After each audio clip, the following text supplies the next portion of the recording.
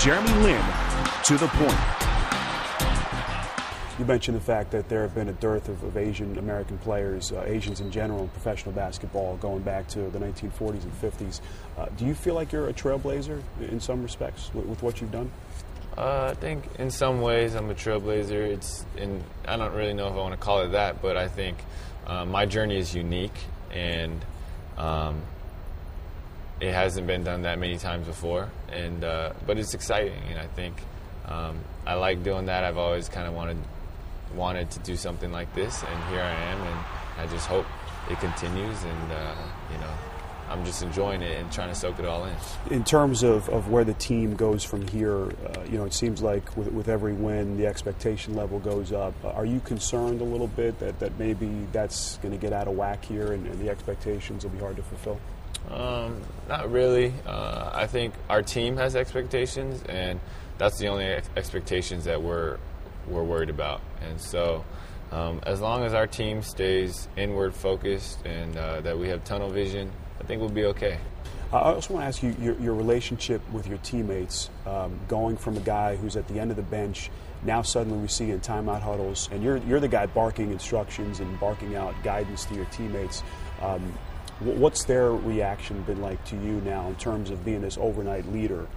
It's been unbelievable, the reception, how much they've helped me in my transition, how quickly and closely we've bonded as a team, and now we can pretty much say whatever to each other, and we're at the point where it's all open communication. All we want to do is win and help the team, and people are putting aside their egos, and it's beautiful to watch. And as a point guard, you're a leader. I try to make sure I'm vocal, but they do the same exact thing. They give me more advice than I give them. Tyson, Jared, Amari, Melo, Barron, they're always talking to me and helping me. And so, it's just a mutual thing that's going on.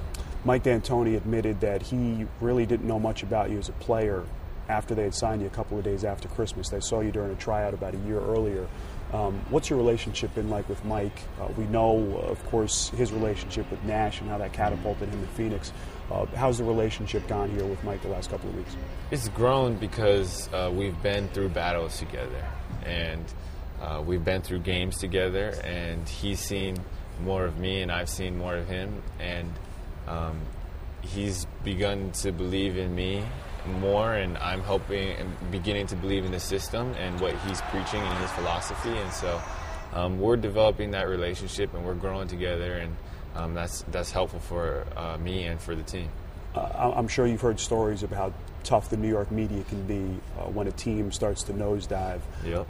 Eventually you guys are going to lose. Eventually everyone loses. Yeah. Are you worried about maybe kind of stubbing your toe, going through some tough times, what the media reaction would be, fan reaction? No, I think I'm fine with taking criticism from the media. That's okay with me, and it may be tough for our team, but at the end of the day, we have to hold ourselves accountable to what our standards and expectations are, and not what other people want to say about us. And that's just the reality of the situation. Is if we focus on what everyone else has to say, we will lose track of what we're trying to do.